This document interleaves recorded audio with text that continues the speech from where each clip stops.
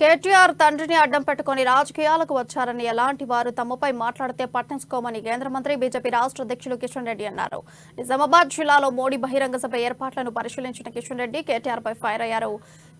కేటీఆర్లు రాష్ట్రాన్ని పరిపాలించలేని దద్దమ్మలని ఎద్దేవా చేశారు. వారిచ్చే సర్టిఫికేట్లు తమకు అవసరం లేదని, తమకు ప్రజలే సర్టిఫికేట్లు ఇచ్చారని అన్నారు. కేసీఆర్ కుటుంబానికి తొత్తులుగా ఉండేటటువంటి వారు గవర్నర్ కోటాలో ఎమ్మెల్సీగా పనికిరారని, గవర్నర్ తీసుకున్న నిర్ణయం మంచి నిర్ణయం అని కిషన్ రెడ్డి అన్నారు.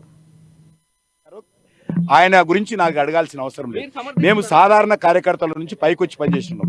ఆయన గురించి ఆయన సర్టిఫికెట్ కేసీఆర్ కల్వకుంట్ల కుటుంబం యొక్క సర్టిఫికెట్ మాకు అవసరం లేదు. మాకు తెలంగాణ ప్రజలు సర్టిఫికెట్ ఇచ్చారు. నేను 3 సార్లు ఎమ్మెల్యే గెలిచాను, ఒకసారి ఎంపీ గెలిచాను. ఆయన సర్టిఫికెట్ మా అవసరం లేదు. గవర్నర్ చేసినటువంటి విషయం ఏదైతే ఉన్నదో చాలా మంచి నిర్ణయం తీసుకున్నారు. ఈరోజు పార్టీ ఫిరాయింపులు చేసేటువంటి వాళ్ళు, రాజకీయ కేసీఆర్ కుటుంబానికి కొమ్ము కాసేటువంటి వాళ్ళు, కేసీఆర్ కుటుంబానికి ఏజెంట్లుగా ఉన్నటువంటి వాళ్ళు, కేసీఆర్ కుటుంబానికి సేవ చేసేటువంటి వాళ్ళు గవర్నర్ కోటాలో ఎమ్మెల్సీలుగా చేయాల్సిన అవసరం లేదు.